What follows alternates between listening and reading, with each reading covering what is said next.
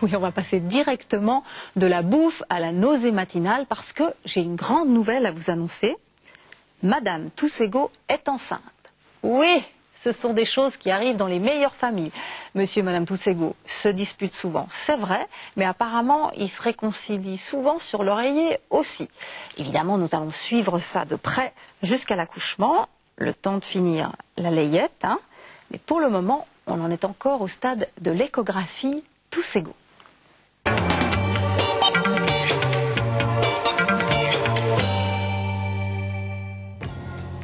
Depuis la nuit des temps, Monsieur et Madame Sapiens font des enfants, qui se forment pendant 9 mois dans le ventre de la maman.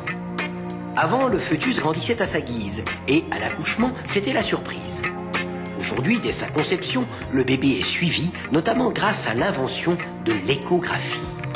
Papa et maman voient leur petit, ils peuvent savoir si c'est un garçon ou une fille, sont rassurés sur sa santé et peuvent se préparer. Bref, tout devrait baigner dans les larmes de joie et bien entendu dans l'huile. Alors pourquoi est-ce que ça tourne toujours au vinaigre? Le problème pour nous les femmes, c'est que monsieur n'est pas assez ému. Monsieur arrive en retard, en grognant, parce qu'il a dû laisser une séance en plan. D'ailleurs, la seule chose qui l'intéresse, c'est de connaître le sexe. Il est sûr que c'est un garçon et il a une super idée de prénom. On l'appelle Pascal, c'est bon? Écoute, on sait même pas encore si c'est un garçon ou une fille, hein. On verra quand on aura la surprise. Et ça va pour les deux, Pascal. Mais non, mais il y a déjà ton père qui s'appelle comme ça, on va pas l'appeler comme ton père. Nous, on préfère garder la surprise entière et accessoirement éviter le prénom du beau-père. Dépêche-toi. Attends. Bonjour. Allez, dépêche-toi, le docteur attend. Bonjour, docteur. Monsieur pose des questions qui nous fichent la honte. Vous savez, quand même une sexualité, quand on fait un peu crac-crac, ouais, je commence à avoir des problèmes, j'arrive plus à la bouger. Il n'a pas fini de dire bonjour qu'il demande si on a encore le droit de faire l'amour. La peine à mettre les franges. Et si un ventre aussi gros que ça, c'est normal. Mais franchement, c'est pas possible. Un ventre aussi gros, il a dû avoir un problème, il y a de la rétention en gros. Bref, la totale. Avec la bière. On va faire l'échographie. Monsieur ne distingue à peu près rien, malgré les explications du médecin.